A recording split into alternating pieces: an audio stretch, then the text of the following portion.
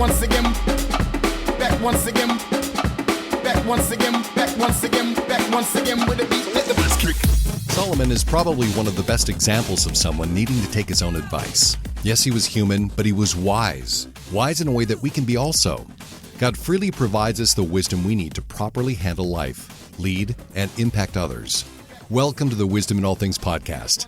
On the episode today, be anxious for nothing and no faking it. Is there no escaping being anxious? Vince Miller says, anxiety is the most predominant form of mental illness in our country, plaguing both young and old, showing up as post-traumatic stress syndrome, obsessive-compulsive disorder, even phobias, and generalized anxiety disorder. That's a lot of anxiety. According to Google, this is what we're talking about. Experiencing worry, unease, or nervousness, typically about an imminent event or something with an uncertain outcome. Quiz! See what I did there? I gave everyone just a little anxiety. As much as we welcome being able to instantly know what's going on in the world, it seems that at the same time, we're opening up ourselves to a seemingly endless source of anxiety. Even what God says about being anxious brings on a little anxiety. In Philippians 4:6 it says, be anxious for nothing. And in Matthew 6:25, don't be anxious about your life. Don't do it. It should be clear to us that there is no way we can expect to live a life free of anxiety. It can happen at any point of our day, even on the best day. So accepting that, what can we do about it? We are told not to be anxious, and there's no good reason to be. So why do we still do it? In Matthew 6:27 it says, which of you by being anxious can add a single hour to his span of life? And can we, as Miller's article suggests, leverage it, anxiety, to our advantage? So don't be anxious, but instead, I've got a couple of ideas of how we can approach this. First, identify legitimate concerns. Our anxiety may be caused by something that we shouldn't be anxious about in the first place. Nothing is worth worrying about, but there are things that we should be concerned with. Are we worrying about something that we have no business worrying about? If it is a legitimate concern, what is our part in responding to it? We can get a sense of this by looking at Matthew 6:25 through 27. It says, do not be anxious about your life, what you will eat or what you will drink, nor about your body, what you will put on it. Is not life more than food and the body more than clothing? Look at the birds of the air. They neither sow nor reap nor gather into barns, and yet your heavenly Father feeds them. Are you not more valuable than they? Notice that it says, don't be anxious, not don't look anxious. Don't try and fake it. If there is something going on in our lives that is of legitimate concern, don't hide it. Share it appropriately. So identify legitimate concerns, underline legitimate there. Secondly, transfer control. Not only are we sometimes anxious about something we shouldn't be, we can also think too highly of our ability to address it.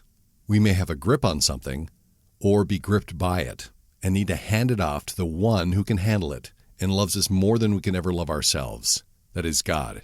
If we want to do right by our lives, we need to relinquish control and trust God to not only help us see what it is that is causing us anxiety, but to be able to respond to it effectively. Next, deploy anxiety management. If we find ourselves being anxious, Philippians 4:6 helps break down what we're to do about it. Pray, ask, thank, and share.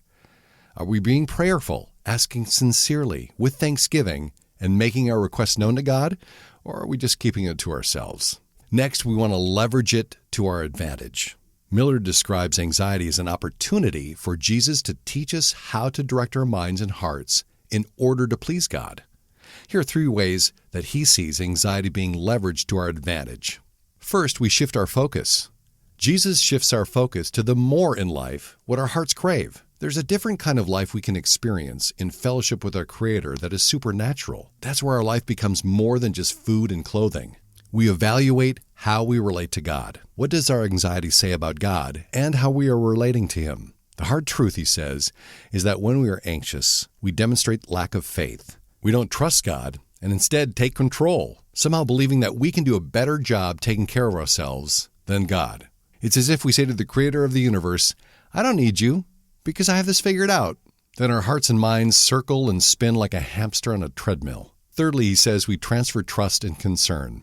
Transfer your anxiety to God and place your concern where it belongs, on the things of God.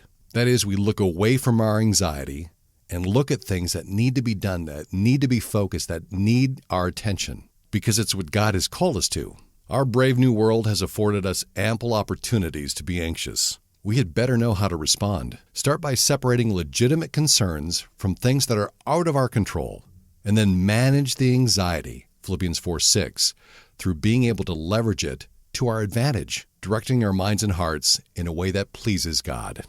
If you're interested in reading through what the Bible has to say about wisdom, go to wisdominallthings.com, and under the Wisdom tab, you'll be able to look into the Old and New Testaments, as well as some great quotes on wisdom and other helpful articles. It's all at wisdominallthings.com.